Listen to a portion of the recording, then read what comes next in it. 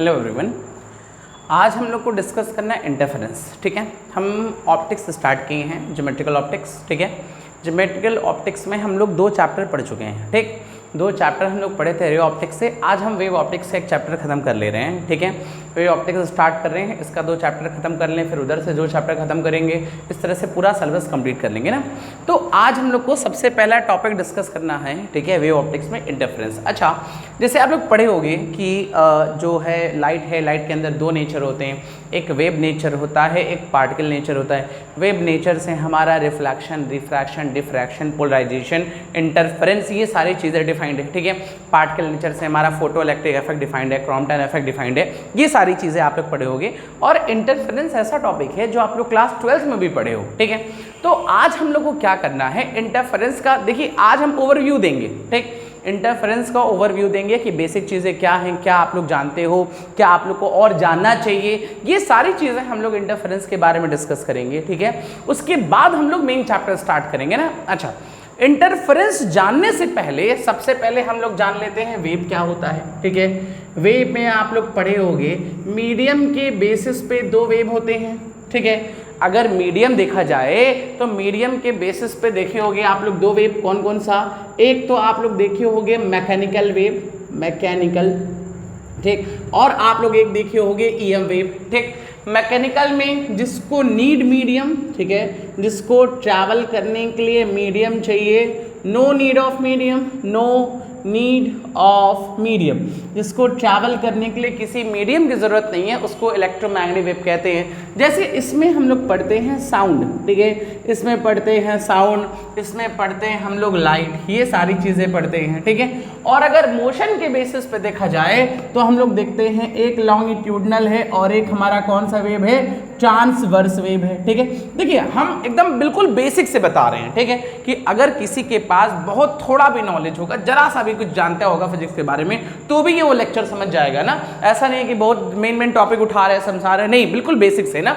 तो एक mechanical wave हो गया, एक इलेक्ट्रोमैग्नेटिक वेव हो गया। जिसको मीडियम की जरूरत है वो मैकेनिकल, जिसको मीडियम की जरूरत नहीं है उसको हमारा क्या कहेंगे, इलेक्ट्रोमैग्नेटिक वेव। मैकेनिकल वेव का एग्जांपल हो गया साउंड, और हमारा इलेक्ट्रोमैग्नेटिक वेव का हो गया लाइट। अच्छा, अब इसकी स्पीड मैक्सिमम होती है। ठीक है, स्पीड जो होगी वो कैसी होगी, मैक्सिमम। अच्छा, अगर इलेक्ट्रोमैग्नेटिक वेव देखा जाए तो इसका स्पेक्ट्रम होता है, जैसे कहते हैं ना, याद रखिए ये सब, रिमेंबर मी आई एम, ठीक है, आई एम वेरी, ठीक, एक्साइटिंग गर्ल। ठीक है, remember me I am very exciting girl. Remember से जो है वो रेडियो वेव है। ठीक है, रेडियो वेव। मी से हमारा माइक्रोवेव है, आई से हमारा इंफ्रारेड है, वेरी से हमारा विजिबल है, एक्साइटिंग से हमारा एक्सरे है, गर्ल से हमारा गामा रे है। ठीक है, और एट लास्ट हमारा बचता है कॉस्मिक रे। और इसी विजिबल में हमारा विबग्योर आता है 7 कलर। विबग्योर नीचे से लिखते हैं GVIB GYOR, ये हम नीचे से ऐसे लिखते हैं। ठीक, इसका वेवलेंथ जो होता है मैक्सिमम, नीचे जाने पे वेवलेंथ हमारा कम होता है लेकिन फ्रीक्वेंसी क्या होती है, बढ़ती है। ये सारी चीज़ें हम लोग पढ़े हैं। ठीक है, आप लोग पढ़े होंगे। ये इलेक्ट्रोमैग्नेटिक वेव है, और यही चीज़ इसमें से कोई हमको नहीं दिखता है, यही हमारा चीज़ विजुअल होता है, तो इसी को हम लोग कहते हैं लाइट। ठीक है, और यही लाइट का फिनोमेना हम लोग सारा चीज़ डिस्कस कर रहे हैं। ठीक है, अच्छा, अब जब वेव पढ़े होंगे आप लोग तो ये पढ़े होंगे कि अगर मान लीजिए वेव है, कुछ ऐसे चल रहा है, ठीक, ऐसे कुछ चल रहा है, ठीक है, ठीक, ऐसे, ठीक है, तो ये ऐसे चला, फिर ये ऐसे चला, ठीक है, ऐसे कुछ ट्रैवल होता है ऐसे ना। या तो आप लोग पढ़े होंगे कि कंप्रेशन होता है, पास पास रेयर फ्रैक्शन दूर, फिर कंप्रेशन होता है, फिर रेयर फ्रैक्शन होता है, ये चीज़ पढ़े होंगे ना। अच्छा, अपने मीन पोजीशन से, ये मीन पोजीशन है ना, ठीक है, जो मैक्सिमम डिस्प्लेसमेंट होता है, ठीक, अपने मीन पोजीशन से जो मैक्सिमम डिस्प्लेसमेंट होता है उसको कहते हैं एम्पलीट्यूड। और ये एक ऑसिलेशन है, ये ऑसिलेशन, ठीक है, ये एक ऑसिलेशन है ऐसे यहाँ तक। ठीक, पेंडुलम का अगर देखेंगे तो पेंडुलम यहाँ से ऐसे गया, ठीक, देखिए यहाँ मीन पोजीशन है, यहाँ से ऐसे गया, फिर लौट के ऐसे आया, फिर ये वापस आया, तो एक ऑसिलेशन, ये ऑसिलेशन है। फिर इसके बाद पढ़े होंगे time period, time to complete, ठीक है, कंप्लीट वन ऑसिलेशन, ठीक है।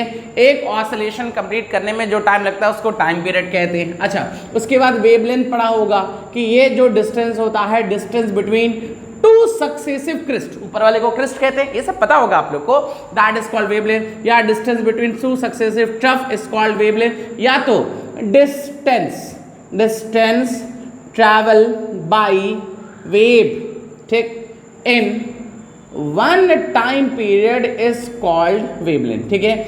एक टाइम पीरियड में जितना डिस्टेंस वेव ट्रैवल करेगा उस डिस्टेंस को हम लोग क्या कहते हैं, वेवलेंथ। अच्छा, ये एम्पलीट्यूड हो गया, ये टाइम पीरियड हो गया, ये वेवलेंथ हो गया, ठीक है।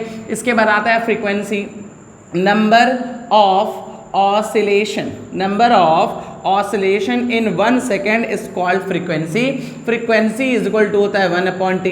फिर आता है फेस, ठीक है। फेस क्या होता है, ठीक है, it is a physical quantity which represent position and direction, ठीक है। हमारा जो एक ये जो फेज है, ठीक है, फेज हमारा एक ऐसी फिजिकल क्वांटिटी है जो पोजीशन और डायरेक्शन को रिप्रेजेंट करेगा। अच्छा, ठीक। फिर जो फ्रीक्वेंसी है, ठीक है, नॉट डिपेंड्स ऑन मीडियम, ठीक है। लेकिन वेवलेंथ जो है डिपेंड्स ऑन मीडियम। जो वेवलेंथ है वो मीडियम डिपेंडेंट है, लेकिन फ्रीक्वेंसी मीडियम डिपेंडेंट नहीं है। जैसे मान लीजिए कि अगर हमारे पास एक बल्ब है, ठीक है, ये बल्ब है, इस बल्ब जो है रेड कलर का है, ठीक, ये हमारा जो है बल्ब वाटर में है, ठीक है। ये बल्ब हमारा कहाँ पे है, वाटर में, ठीक। एक बल्ब है और बल्ब किस कलर का है, रेड कलर का, और ये बल्ब हमारा कहाँ पे है, वाटर में। अच्छा, अब इस बल्ब से लाइट निकल के एयर में ऐसे जा रही है तो रिफ्रैक्शन होगा। यहाँ पे फ्रीक्वेंसी f1 है, वेवलेंथ λ1 है, वेलोसिटी v1 है। यहाँ पे वेलोसिटी v2 हो गई, वेवलेंथ λ2 हो गया, बट फ्रीक्वेंसी f1 रही। जैसे ऐसे क्वेश्चन पूछता है, मान लीजिए आप लोग 12th क्लास में भी शायद पढ़े हो, ठीक है, कि अगर एक लाल बल्ब है पानी के अंदर डाल दें, लाल बल्ब है उसको जलाएंगे तो हमको लाल दिखाई देगा, लेकिन अगर उस बल्ब को पानी के अंदर डाल दे तो कौन सा कलर दिखेगा, ठीक। पानी के अंदर लाल बल्ब जल रहा है तो पानी के अंदर अगर लाल बल्ब जल रहा है तो लाल ही दिखेगा, क्योंकि फ्रीक्वेंसी सेम रहती है और फ्रीक्वेंसी मेनली रिस्पॉन्सिबल होता है किसके लिए, कलर के लिए, ठीक है। तो फ्रीक्वेंसी हमारा डिपेंड्स, ठीक है, not depends on medium, it depends on source, ठीक है। अगर सोर्स बदलेंगे तभी फ्रीक्वेंसी बदलेगा, अदरवाइज फ्रीक्वेंसी में कोई चेंज नहीं होगा। लेकिन वेवलेंथ हमारा मीडियम पे या तो वेलोसिटी पे डिपेंड करेगा, वेवलेंथ बदल जाएगा। तो ये हमारा बिल्कुल बेसिक है। कुछ चीजें आप लोग 10th में पढ़े होंगे, कुछ चीजें आप लोग 11th में पढ़े होंगे, कुछ 12th में पढ़े होंगे, और चीज पढ़े होंगे, delta x is equal to lambda upon 2π into delta phi, ठीक है। जहां पे डेल्टा x जो है वो पाथ डिफरेंस है और डेल्टा फाई जो है वो फेज डिफरेंस है, ठीक। पाथ डिफरेंस और फेज डिफरेंस में रिलेशन है delta x, that is path difference is equal lambda upon 2π into delta phi क्या है, फेज डिफरेंस है। ये हमारा रिलेशन है, किसमें रिलेशन है, पाथ डिफरेंस में और फेज डिफरेंस में। तो ये सारे बेसिक और भी देख सकते हैं चाहे तो, और रिलेशन, देखिए छोटी छोटी बातें आप याद रखोगे ना तो बड़ी चीजों में आप लोग उसको यूज कर सकते हो, ठीक है। अगर बेसिक चीजें नहीं आएंगे तो आगे आप लोग समझ नहीं पाओगे। जैसे मान लीजिए speed is equal to distance upon time, speed की जगह वेलोसिटी ले लें, डिस्प्लेसमेंट की जगह मान लीजिए एक टाइम में जो डिस्प्लेसमेंट होगा उसको वेवलेंथ कहेंगे, और इसको लिख सकते हैं ना लैम्डा इंटू 1/t फ्रीक्वेंसी होती है तो v is equal to f lambda, ठीक है। वेलोसिटी इज इक्वल टू हमारा हो गया फ्रीक्वेंसी इंटू वेवलेंथ, ठीक। ये चीज हो गया। और भी चाहे तो लिख सकते हैं यहां से, एक मीडियम है, ठीक है, v1 λ1 फ्रीक्वेंसी f, दूसरा मीडियम है फ्रीक्वेंसी चेंज नहीं होती है λ2, ये लिख सकते हैं v1 upon v2 is equal to λ1 upon λ2, इसको हम लोग रिफ्रैक्टिव इंडेक्स भी कहते हैं, ठीक है ना। तो ये हमारा पूरा बेसिक कॉन्सेप्ट है। अगर बेसिक चीजें आप लोग जानोगे तो आगे पढ़ने में कहीं पे कोई दिक्कत नहीं आएगी, आप लोग इजीली समझ सकोगे ना। लेकिन अगर बेसिक चीजें नहीं जानेंगे ना तो कुछ समझ में नहीं आएगा। जैसे बेसिक और है, जैसे मान लीजिए ये है रेडियो वेव, ठीक। अब कोई पूछेगा रेडियो वेव का यूज क्या है, ठीक। तो रेडियो वेव का यूज़ हमारा रेडियो के टेलीकास्ट में होता है, ठीक है। रेडियो वेव की प्रॉपर्टी होती है, ठीक है, कि देखिए आप लोग का एक एग्जाम होता है ग्रेजुएशन लेवल पे, आप लोग को पता है कि नहीं, NGPE, ठीक है, ठीक है। इस लेवल के इस एग्ज़ाम को आप लोग BSc first year, second year, third year तीनों दे सकते हो। ये सिर्फ फिजिक्स का एग्जाम होता है, ठीक है। फिजिक्स के बेसिस पे आपके बेसिक क्वेश्चन आएंगे जो आप लोग पढ़े होंगे, ठीक है। NGP एग्जाम में भी ये क्वेश्चन एक बार पूछा था, ठीक है, कि रेडियो कैसे ट्रैवल करता है या रेडियो कैसे काम करता है। तो देखिए कभी भी आप लोग रेडियो यूज़ किए होंगे तो रेडियो का कोई एंटीना नहीं होता है, ठीक है, या ऐसे एंटीना तो होगा, ठीक है, लेकिन जैसे मोबाइल का टावर होता है ना, रेडियो का कोई टावर नहीं होता है, ठीक है। क्यों? क्योंकि रेडियो स्टेशन पे क्या किया जाता है कि जो हमारा ऑडियो होता है, ठीक है, उस ऑडियो को रेडियो वेव में कन्वर्ट कर दिया जाता है, EM वेव, और वो रेडियो वेव में जब आइनोस्फीयर में जाता है, हमारे अर्थ के ऊपर कई सारे लेयर होती है ना एटमॉस्फेयर में, आइनोस्फीयर, मेसोस्फीयर, एक्सोस्फीयर, स्ट्रोपोस्फीयर, ट्रोपोस्फीयर, ठीक है, थर्मोस्फीयर, कई सारा होता है। तो जब वो आइनोस्फीयर में जाता है तो लौट के वापस चला आता है, ठीक है। तो ये रेडियो स्टेशन है और ये हमारे जगह प्लेस है, तो सब में ये ट्रांसमिट हो जाएगा। तो ये रेडियो का टेलीकास्ट जो होता है, ठीक है, रेडियो का जो भी हमारा कहते हैं ना कि रेडियो का प्रसारण हो रहा है, उसमें रेडियो वेव यूज किया जाता है, ठीक है। उसका कोई हमारा टावर नहीं होगा क्योंकि आइनोस्फीयर में जाके रिफ्लेक्ट होकर वापस आएगा। अच्छा, जो माइक्रोवेव होता है, ठीक है, माइक्रोवेव माइक्रो ओवन में यूज किया जाता है, ठीक। माइक्रो ओवन में देखिए जैसे आप लोग खाना गर्म करते हो, कभी अगर यूज करेंगे ना तो उसमें कोई हीटर, कोई बल्ब ऐसा कुछ नहीं लगा होता है, उसमें माइक्रोवेव जाएगा, ठीक। अब जैसे मान लीजिए ओवन में अगर खाना आप लोग गर्म करोगे, ठीक है, तो देखिएगा अंदर तक पूरा गर्म हो जाता है, ठीक। अगर गैस स्टोव पे या किसी और चीज पे गर्म करेंगे ना तो टॉप बहुत ज्यादा गर्म करेंगे तो पूरा हो जाएगा, ठीक है, लेकिन लो टेम्परेचर गर्म करोगे सिर्फ टॉप सरफेस गर्म होगा, अंदर का नहीं गर्म होगा। क्यों नहीं होगा? देखिए अंदर का जैसे जो हीट मिल रही है सिर्फ आउटर सरफेस पे मिल रही है। मान लीजिए कोई फूड है, इसको हम हीट दे रहे हैं तो सिर्फ आउटर सरफेस पे मिल रहा है ना, अंदर वाले को मिल नहीं रहा है। लेकिन माइक्रोवेव में जब जाता है, ठीक है, अगर ये खाना है ओवन में हम माइक्रोवेव देते हैं, माइक्रोवेव इसके इलेक्ट्रॉन को एनर्जी देगा, ठीक। इलेक्ट्रॉन लोअर शेल से हायर शेल में जाएंगे और जाके वापस आएंगे और जितनी एनर्जी अब्सॉर्ब किए थे, ठीक है, वो एनर्जी निकालेंगे और वो एनर्जी खाने को गर्म करेगा। ये फिनोमेना यूज होता है, इसीलिए माइक्रो ओवन का नाम माइक्रोवेव पे ही पड़ा है। बाकी इंफ्रारेड आप लोग टीवी में यूज करोगे, टीवी के रिमोट में यूज करोगे, रिमोट के आगे जो LED बल्ब लगा होता है ना वो जलता नहीं है, उसको कैमरे से आप लोग देखोगे तो जलता हुआ दिखेगा, क्योंकि इंफ्रारेड हम लोग देख नहीं सकते। विजिबल रेज लाइट होता है, दिखने के काम आता है। एक्सरे आप लोग जानते हो, एक्सरे बहुत लोग कराए होंगे। गामा रेज कैंसर के ट्रीटमेंट में यूज होता है, ठीक है। कॉस्मिक रेज एस्ट्रोनॉमी में यूज होता है, ठीक है। नए प्लैनेट्स की खोज करनी है या कुछ और डिस्कस करना है एस्ट्रोनॉमी में, तो वो सब हमारा गामा रे से करेंगे, सॉरी कॉस्मिक रे से करेंगे ना।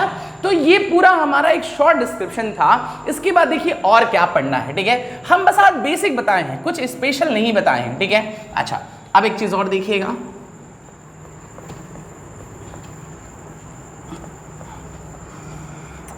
इसके बाद हम लोग को ये देखना है कि SHM क्या होता है, SHM का इक्वेशन क्या होता है, फिर उस इक्वेशन को ऐड कैसे करते हैं, ये सारी चीज़ें हम लोग देखेंगे ना। अच्छा, अगर किसी को याद है SHM सिंपल हार्मोनिक मोशन, तो उसमें कहते हैं ना कि स्ट्रेट लाइन मोशन होना चाहिए, एक्सेलरेशन डिस्प्लेसमेंट के डायरेक्टली होना चाहिए, रिस्टोरिंग फोर्स डिस्प्लेसमेंट के डायरेक्टली होना चाहिए, डायरेक्शन अपोजिट, ऐसा आप लोग पढ़े होंगे। अच्छा, SHM का जो इक्वेशन होता है y = a sin omega t + phi, ठीक, ऐसे पढ़ते हैं ना। अच्छा, a जो है वो क्या है, एम्पलीट्यूड है। हम ये सब बेसिक इसलिए बता रहे हैं ना कि आगे हम लोग को ये सब यूज़ करना है, ठीक है। y जो है वो क्या है, डिस्प्लेसमेंट, ठीक, displacement at any time t, ठीक है। ओमेगा जो है वो एंगुलर फ्रीक्वेंसी या एंगुलर वेलोसिटी कह सकते हैं, ठीक है। फाई जो है वो फेज है, ठीक है। फेज तो वैसे ये पूरा होता है, ठीक, ये पूरा फेज होता है ओमेगा टी + फाई, फाई जो है एक्स्ट्रा फेज है, ठीक है, ये चीज़ है। अच्छा, अब मान लीजिए हमारे पास दो वेव है, जैसे मान लीजिए हम पढ़ने जा रहे हैं एडिशन ऑफ SHM, ठीक है। अगर हमारे पास दो SHM है, देखिए आप लोग BSc वाले में देखोगे ना तो एडिशन ऑफ SHM दिया भी नहीं है, ठीक है। लेकिन अगर पढ़ रहे हैं तो अच्छे से पढ़े, सारी चीज़ें आनी चाहिए। ऐसा ना हो कोई 12th का लड़का आए और कहे अभी आपको या बहन आपको ऐसा कुछ आता है कि नहीं आता है, तो आप लोग जानो, इसलिए बेसिक बता रहे हैं ना। एडिशन ऑफ SHM, जैसे मान लीजिए कहा y1 = 3 sin ओमेगा t, फिर y2 = 4 sin omega T plus 60, ठीक है। यहाँ पे दो SHM है, ठीक। पहले वाले का जो एम्पलीट्यूड है वो 3 है, दूसरे वाले का जो एम्पलीट्यूड है वो 4 है। पहले का जो फेज़ है वो ओमेगा टी है, दूसरे का फेज़ जो है वो 60 है, ठीक। अगर दोनों को ऐड करना है, ठीक है, तो ऐड करने का तरीका क्या है? देखिए बहुत सिंपल है।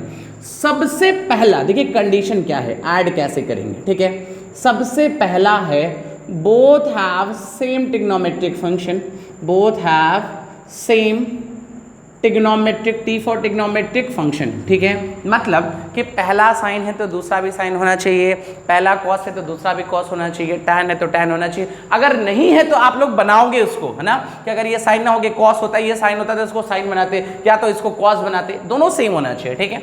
अच्छा, बोथ आर पॉजिटिव, ये दोनों पॉजिटिव होना चाहिए, बोथ आर पॉजिटिव, ठीक है।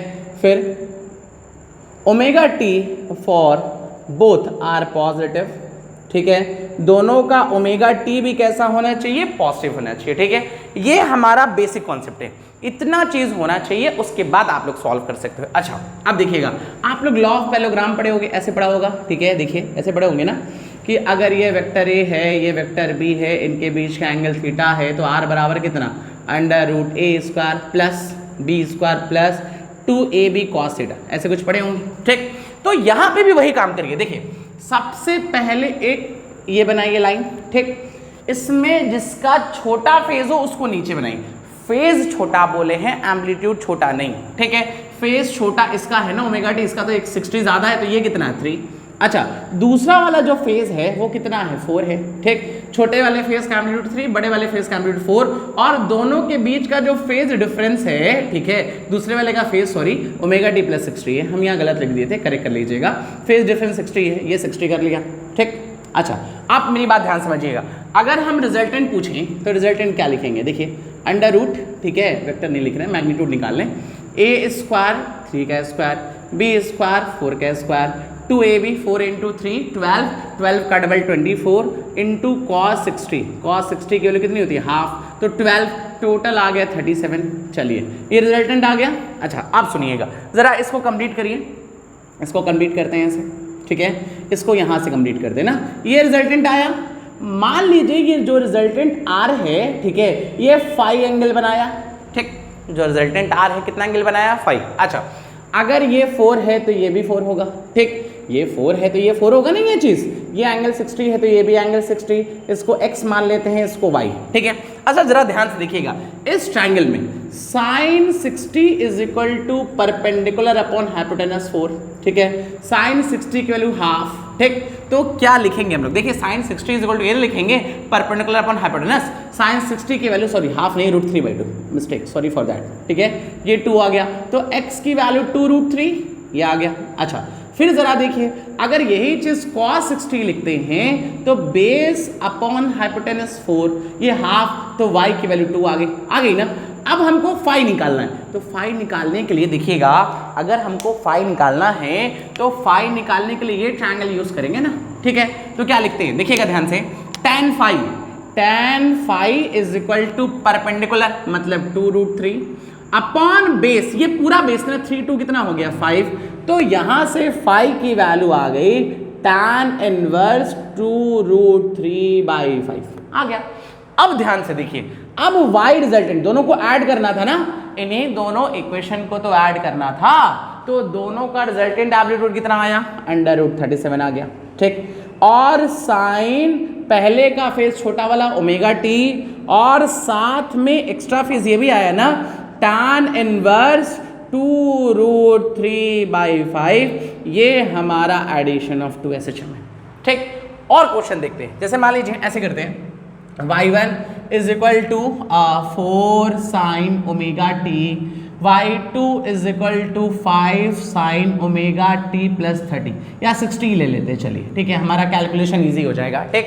पुराना काम पहले चेक करें, दोनों का ट्रिग्नोमेट्रिक फंक्शन सेम है, बिल्कुल सेम है, दोनों पॉजिटिव है, बिल्कुल पॉजिटिव हैं, दोनों का ओमेगा टी पॉजिटिव है, पॉजिटिव है। छोटा वाला कौन है? छोटा फेज 4 4, बड़ा फेज 5 5, ठीक है, बड़े का फेज 5, इसका फेज ओमेगा टी, इसका फेज ओमेगा टी प्लस 60, तो ये कितना? 60। इसको ड्रॉ कर लें, ऐसे ड्रॉ कर लें ना। अच्छा रिजल्टेंट निकाले तो अंडर रूट, ठीक, अंडर रूट, ध्यान से देखिए, अंडर रूट ए स्क्वायर मतलब 16, बी स्क्वायर मतलब 25 प्लस 2ab, 5 इंटू 4 20, 20 का डबल 40, 40 cos 60 का वैल्यू कितना, हाफ, तो हाफ और 40 कितना हो गया हमारा 20, तो 25 और ये कितना हो गया 31, 41, 61, ठीक है, देखिए कितना हो 31, 61 है ना।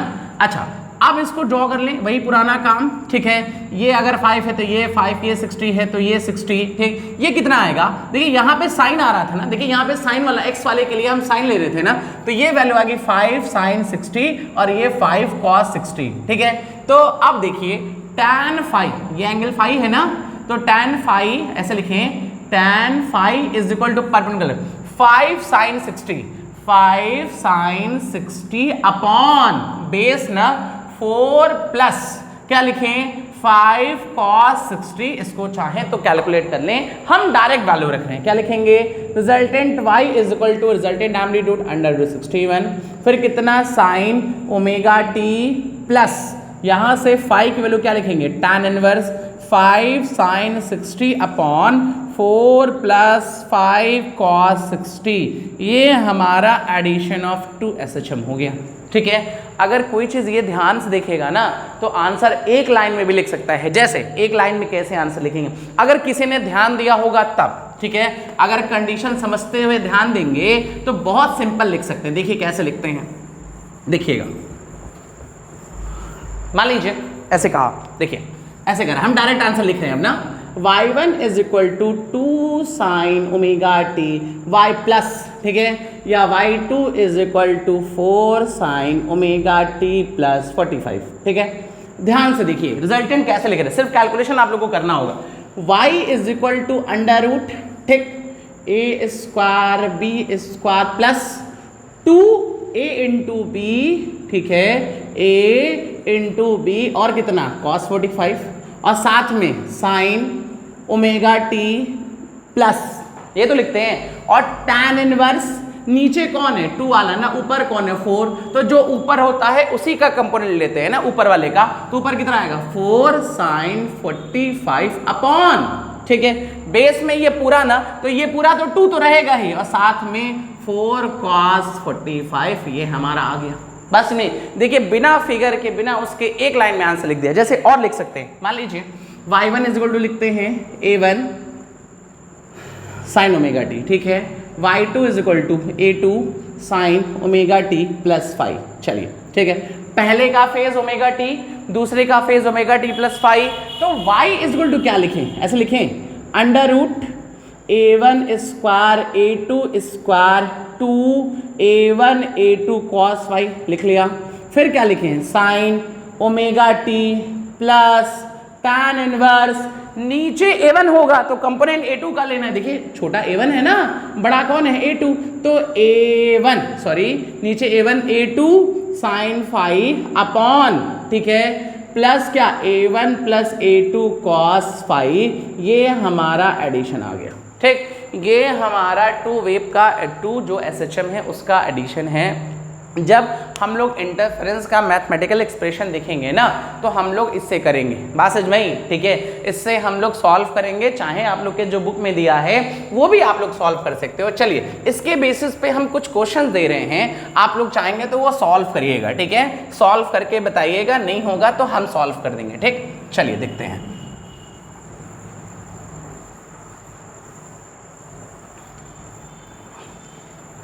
देखिए, ठीक है, जैसे एक क्वेश्चन है, ये होमवर्क आप लोग करिएगा, चाहेंगे तो खुद से समझ में आए कुछ, y1 is equal to a sine omega T, y2 is equal to b cos omega T, इन दोनों को ऐड करिएगा, ये फर्स्ट क्वेश्चन है। सेकंड क्वेश्चन है y1 is equal to 3 sine omega T, y2 is equal to minus, ठीक है, -4 sine omega T plus 30 degree, ये दूसरा क्वेश्चन है। तीसरा, ठीक है, y1 is equal to 4 sine omega T, y2 is equal to 5, ये y2 है ना, cos, ठीक है, cos ओमेगा टी प्लस हमारा 30, ठीक है। ये हम 3 क्वेश्चन दिए हैं, अगर आप लोग को समझना होगा डिटेल में तो आप लोग सॉल्व करिएगा, अदरवाइज कोई बात ही नहीं है, ठीक है। अगर चाहते हैं सही से पढ़ना समझना कि चीज़ें सीखना चाहते हैं ना, अगर जो सीखना चाहेगा वो इन क्वेश्चंस को कर लेगा, अदरवाइज कोई प्रॉब्लम नहीं है, ठीक है। बाकी लोग तो ऐसे ही चल रहे हैं, रट उठ के काम चला लेते हैं, ठीक है। रट के पास तो बहुत लोग हो जाते हैं, हमेशा से होता आया है, ठीक है। लेकिन अगर कोई समझना चाह रहा है चीज़ों को तो वो ज़रूर सॉल्व करेगा। अच्छा, इसके बाद टॉपिक है सुपरपोजिशन ऑफ वेव, ठीक। जैसे मान लीजिए एक वेव ये है ऐसे कुछ, ठीक है, y1, और एक वेव ये है, ठीक है, ये वेव है y2, ठीक। हमारे पास 2 वेव हैं, एक y1 है और एक y2 है, ठीक है। अगर ये दोनों वेव ऐड होके एक नया वेव बनाए, ठीक, y is equal to y1 plus y2, तब इस फिनोमेना को हम क्या कहेंगे? Superposition of 2 wave. बस इसमें कि अगर कहीं पे 2 वेव एक दूसरे से मिक्स हो, ठीक है, मिक्स होके अगर किसी नए वेव का फॉर्मेशन करता है तो उस फिनोमेना को हम क्या कहते हैं? Superposition of 2 wave. और सुपरपोजिशन होने में ये ऐड भी हो सकता है और ये सब्ट्रैक्ट भी हो सकता है, मतलब जो रिजल्टेंट वेव है इसका एम्पलीट्यूड इन दोनों से बड़ा भी हो सकता है, इन दोनों से छोटा भी हो सकता है। कैसे? देखिएगा, जैसे मान लीजिए एक वेव यहाँ है, ठीक है, एक वेव ऐसे है, ठीक है, ऐसे जा रहा है मान लीजिए, ठीक, दूसरा वेव भी ऐसे जा रहा है, दोनों मिलेंगे तब y is equal to y1 plus y2 होगा, ठीक है। लेकिन एक वेव ऐसे है और एक वेव ऐसे है तो यहाँ पे y is equal to y1 minus y2 होगा, या y1 डिफरेंस y2 होगा, जो बड़ा होगा उसमें से छोटे को माइनस कर देंगे, ठीक है। तो यहाँ पे क्या है, एक्चुअली है कि यहाँ पे जो फेज है ना वो सेम है, ठीक है, यहाँ पे अपोजिट फेज है, ठीक है, अपोजिट फेज है, तो यहाँ पे ऐड भी हो सकता है और सब्ट्रैक्ट भी हो सकता है। तो रिजल्टेंट जो हमारा डिस्प्लेसमेंट या एम्पलीट्यूड आएगा वो ज़्यादा भी हो सकता है और कम भी। तो सुपरपोजिशन ऑफ 2 वेव में बस यही है कि अगर 2 वेव एक दूसरे से मिलते हैं, मिलके अगर कोई नया वेव बनाते हैं तो उस फिनोमेना को हम कहते हैं सुपरपोजिशन ऑफ वेव, ठीक है। और सुपरपोजिशन में नेट एम्पलीट्यूड रिजल्टेंट बड़ा भी हो सकता है और छोटा भी। और सुपरपोजिशन अगर समझ गए तो इसके बाद हम लोग को पढ़ना है इंटरफेरेंस, ठीक है। इंटरफेरेंस जो है वो नेक्स्ट वीडियो में हम लोग डिटेल में पढ़ेंगे, ठीक है। लेकिन आज कुछ बेसिक जानते हैं, ठीक है। जैसे मान लीजिए आप लोग पढ़े होंगे कि जो रेनबो होता है ना, ठीक है, रेनबो में 7 कलर्स होते हैं, ठीक है, रेनबो में 7 कलर होता है। ये 7 कलर किसकी वजह से होता है? आप लोग शायद याद हो, डिस्पर्जन, ठीक है, डिस्पर्जन भी होता है और TIR भी होता है, ठीक। डिस्पर्जन और TIR दोनों होता है जिसकी वजह से हमारा रेनबो का फॉर्मेशन होता है। अच्छा, अगर हम कहीं कहें कि मान लीजिए हमारे पास सोप बबल है, ठीक है, और सोप बबल का हम पूछें कि सोप बबल का बताइए कलर क्या होगा, ठीक, तो सोप बबल जो होता है वो ट्रांसपेरेंट होता है, ठीक है। सोप बबल कैसा होगा? ट्रांसपेरेंट। लेकिन इसके ऊपर एक कलर्ड फिल्म, ठीक है, कलर्ड फिल्म घूमती हुई दिखाई देती है, ठीक। अगर सोप बबल देखेंगे ना तो उसके ऊपर एक कलर्ड फिल्म घूमती हुई दिखाई देगी। ये कलर्ड फिल्म का जो फॉर्मेशन होता है, कई लोग ऐसा कहते हैं कि डिस्पर्जन की वजह से होगा, लेकिन नहीं, ये कलर्ड फिल्म हमारा किसके वजह से बनता है? इंटरफेरेंस। बस नहीं, और भी अगर हम कहें कि इस मार्कर का अगर हमको विड्थ चाहिए, ठीक है, तो आप लोग कैसे निकालोगे? आप लोग वर्नियर कैलिपर यूज कर लोगे। हम इसके टिप का विड्थ कहें और पतला कहें तो आप लोग कहोगे स्क्रू गेज यूज कर लेंगे, ठीक है।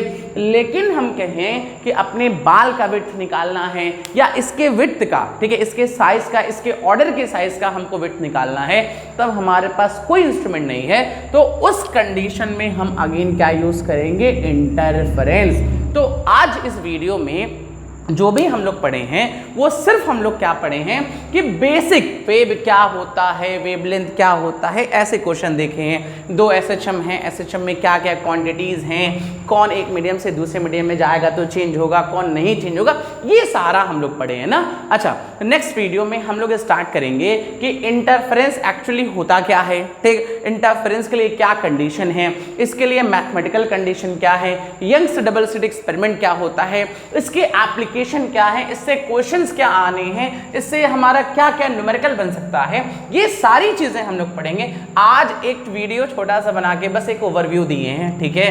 किसी को कोई चीज नहीं समझ में आई हो ना तो आप लोग कमेंट में जरूर बताइएगा, ठीक है, जिससे हम चीजों को फिर से एक्सप्लेन कर देंगे ना। कहीं पे भी किसी को प्रॉब्लम होगी एक बार हमको डिटेल बता दीजिएगा कि आप लोग को क्या प्रॉब्लम हो रही है, ठीक है, तो हम लोग फिर स्टार्ट करेंगे। और अभी हम लोग सिर्फ ऑप्टिक्स डिस्कस कर रहे हैं, ठीक है। ऑप्टिक्स जैसे ही खत्म होगा, देखिए ज्योमेट्रिकल ऑप्टिक्स का हम लोग 2 चैप्टर पहले पढ़ चुके हैं ना, ये हम लोग 5th चैप्टर पढ़ रहे हैं, इसको भी कुछ दिन में खत्म कर देंगे, फिर 5-6 चैप्टर और रहेगा, मतलब समअप कर लेंगे, थोड़ा सा टाइम लगेगा, लेकिन आपका जब एग्जाम होगा उससे काफी पहले हम लोग ये सारे सिलेबस 3 पेपर हम लोग कवर कर चुके होंगे ना। फिर से रिपीट कर रहे हैं, किसी को कोई प्रॉब्लम होगी आप कमेंट में जरूर बताइएगा ताकि हम समझ पाए कि आप लोग को कहाँ प्रॉब्लम आ रही है ना। आज के लिए इतना ओवर करते हैं, नेक्स्ट टर्न पे इंटरफेरेंस पूरा डिटेल में देखेंगे। चलिए, थैंक यू।